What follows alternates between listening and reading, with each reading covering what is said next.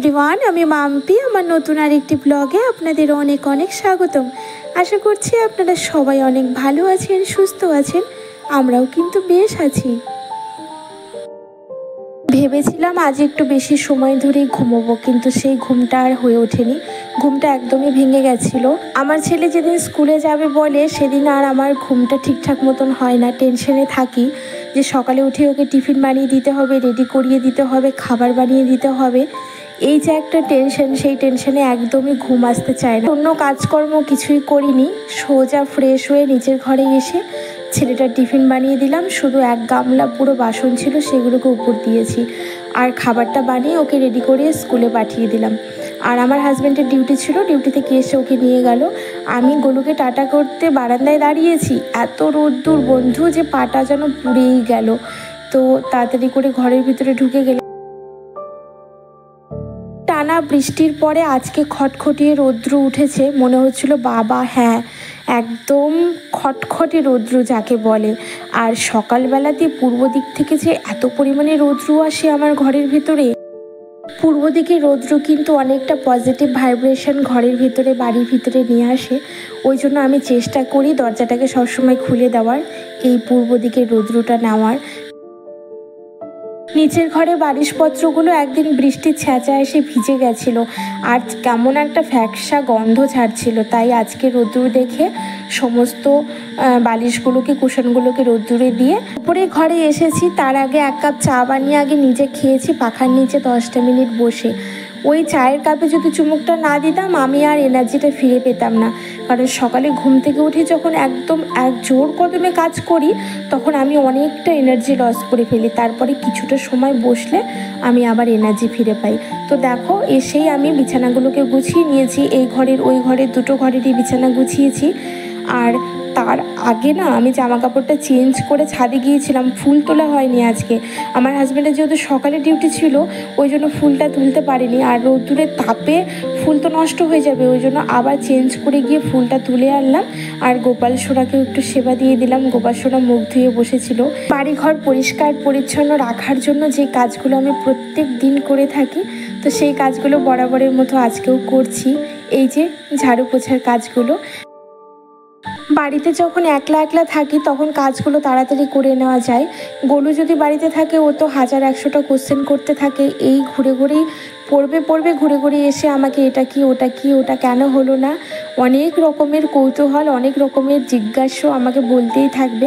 বাচ্চারা যেমনটা হয় আর কি, বাড়িতে থাকলেই মা বাবার সাথে বক বক করা। বাচ্চাদের সাথে বক বক করলে কাজের তো একটু দেরি হয় ঠিকই, কিন্তু ওদের সাথে কথা বলাটা, ওদের সাথে মেশাটাও কিন্তু ভালো অভিভাবকের একটা পরিচয়। বাচ্চারা কাউকে দেখে তো বড় হয় না, মা বাবাকে দেখেই বড় হয়। আর যা কিছু শিক্ষা, শিক্ষণীয় যা কিছু জিনিস, ওদের না জানা সব কিছু জিনিস, ওদের অজানা সব জিনিস, সব কিছু কিন্তু মা বাবার কাছ থেকেই ওরা সংগ্রহ করতে চায়, জানতে চায়। তো ওদের সাথে মেশাটা, একদম ফ্রি মাইন্ডে মেশাটা সব থেকে জরুরি। বেডরুমটাকে খুব ভালোভাবে ডাস্টিং ক্লিনিং করে নেওয়া আমার কমপ্লিট হয়ে গেল। আর এই যে আমার ছানা পোনাদের, ওনাদেরকে একটু জলটা পাল্টে দিলাম। পরিষ্কার জলের মধ্যে ওনাদেরকে আবার বসিয়ে রাখলাম। গুটি গুটি পায়ে নিচের ঘরের দিকে এসেছি। আর তারপরে ওটস একটু সেদ্ধ করে নিলাম। তারপরে খেয়েও নিয়েছি, ব্রেকফাস্টটা কমপ্লিট হয়ে গেছে। 1 গ্লাস জলও খেয়েছি। আর রান্না বাড়িটাও জোর কদমে কমপ্লিট করে নিয়েছি অফ ক্যামেরায়। প্রত্যেক দিন তো তোমাদের সাথে রান্নাবাড়িটা শেয়ার করি। আর আজকে রান্না করেছি আলু পটলের ডালনা, পনির মশলা ফ্রাই, আর এই যে করেছি কলাইয়ের ডাল, আর আমার জন্য করেছি অড়হর ডাল ঝিঙে দিয়ে। এইভাবে ডাল খেতে খুব ভালো লাগে আমার। ঝিঙে বলো, পটল বলো, যে কোনো সবজি দিয়ে ডালটা আমি আসলে খুব ভালোবাসি, ডালটাই ভালো খাই। তো আলু সেদ্ধও রয়েছে। সকালবেলা ছেলেটাকে আমি আলু সেদ্ধ ডালই করে দিয়েছিলাম, ও খেয়ে গেছে। সঙ্গে একটু পাঁপড় ভেজে দিয়েছিলাম। আর হাঁড়িতে ভাত আছে। তো রান্নাবাড়ি কমপ্লিট করে রেখে পুরো কিচেনটাকে ক্লিন করে নিয়েছি। আর আমার ম্যাজিক লিকুইডটা না শেষ হয়ে গেছিলো। তো ভাবলাম চলো ম্যাজিক লিকুইডটা একটু বানাই আর তোমাদের সাথেও একটু শেয়ার করি আমি কিভাবে আমার ম্যাজিক লিকুইড বানাই। তো দেখো, আমি অনেকটা পরিমাণে জল নিয়েছি, কারণ বেশি করে বানিয়ে আমি স্টোর করে রাখি। ওর মধ্যে কিছুটা ভিনেগার দিয়েছি পরিমাণ মতো, তারপরে ভিম জেল দিয়ে দিলাম পরিমাণ মতো, আর বেকিং সোডা দিয়েছি 2 থেকে 3 চামচের মতো। সমস্ত উপকরণগুলো একসঙ্গে ভালো করে মিশিয়ে নিতে হবে। আর এখানে মেন যে ইনগ্রিডিয়েন্টসটা আমি ইউজ করছি সেটা হচ্ছে ডালা কর্পূর। এটা কিন্তু অরিজিনাল কর্পূর, খুব ভালো গন্ধ বেরোয়। তো কর্পূরটাকে আমি গুঁড়ো করে বা মেল্ট করে কোনো কিছু করেই দিলাম না, ডিরেক্ট গোটা গোটা কর্পূরটাই দিয়ে দিলাম। জলের মধ্যে থাকতে থাকতে খুব সুন্দর একটা অ্যারোমা পুরো লিকুইডটার মধ্যে ছড়িয়ে যাবে। আর অবশ্যই তো সেটা খুব ভালো কার্যকরী। ম্যাজিক লিকুইডটা কিন্তু আমার নিজের দেওয়া নাম, কিন্তু সত্যি বন্ধুরা তোমরা একবার এই লিকুইডটা বানিয়ে কিচেন ক্লিনিংয়ের জন্য ইউজ করে দেখতে পারো। ভীষণ ভালো, ভীষণ ভালো, পুরো ম্যাজিকের মতোই কাজ করে। তো এবার রেখে দিই, এটা তো আমি সবসময়ের জন্য ইউজ করব। আর এই যে বড় একটা বোতলের মধ্যে স্টোর করলাম, প্রথমে ছোট একটা বোতলে ভরেছিলাম, তো বেশি হলো জন্য বড় আবার একটা বোতলের মধ্যে ভরে এখানটায় রেখে দিলাম। বেসিনের নিচের জায়গাটাতে আমি ওই আলু, পেঁয়াজ, তারপরে যে ক্লিনিংয়ের যে জিনিসপত্রগুলো কিচেনের সমস্তগুলো গুছিয়ে রাখি, তো ওখানেই রেখে দিলাম। আর এবারে ডাব্বাটাকে, চামচটাকে ভালো করে মেজে ধুয়ে গামলার মধ্যে উপর দিয়ে দিলাম। এবারে স্নান করব, স্নান করে পুজো দেব। আর ওপরে বাথরুমের লাইটটা না আমার কেটে গেছে, যেহেতু বাথরুমে আমার রুফ লাইটটাই দেওয়া রয়েছে, এমনি কোনো এক্সট্রা পয়েন্ট নেই। তো আমি এত অন্ধকার যে স্নান করতেই পারলাম না ওপরে বাথরুমে। আমি নিচের বাথরুমে স্নান করে ফ্রেশও হয়ে নিয়েছি আর পুজো দেওয়াও হয়ে গেছে। প্রচণ্ড গরম, দরদর করে ঘাম দিচ্ছিল, তাই পাখাটা চালিয়ে একটু বসলাম। আর আজকে আমার একটা পার্সেল এসেছে, সেটা তোমাদের সাথে শেয়ার করছি। দেখো কি আছে। অনেক দিন পর জানো তো বন্ধুরা, আমি নিজের কথা একটু ভেবেছি, নিজের জন্য, নিজের শখের কথা একটু হলেও ভেবেছি। তো আমি নিজেও ভাবছিলাম যে আমার কি তবে আবার পুরনো নেশাগুলো ফিরে আসতে শুরু করলো।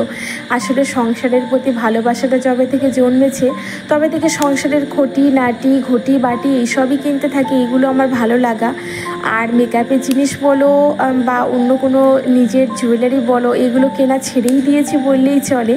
তো অনেক দিন পর আমার একটা লিপস্টিকের খুব দরকার ছিল, তাই আমি একটা লিপস্টিক অর্ডার করেছিলাম অনলাইনে। আসলে লিপস্টিকগুলো শুকিয়ে শুকিয়ে গেছিলো। আর এটা কালার এসেন্সের একটা লিপস্টিক, ভীষণ ভালো, নন ট্রান্সফার, ভীষণ ভালো।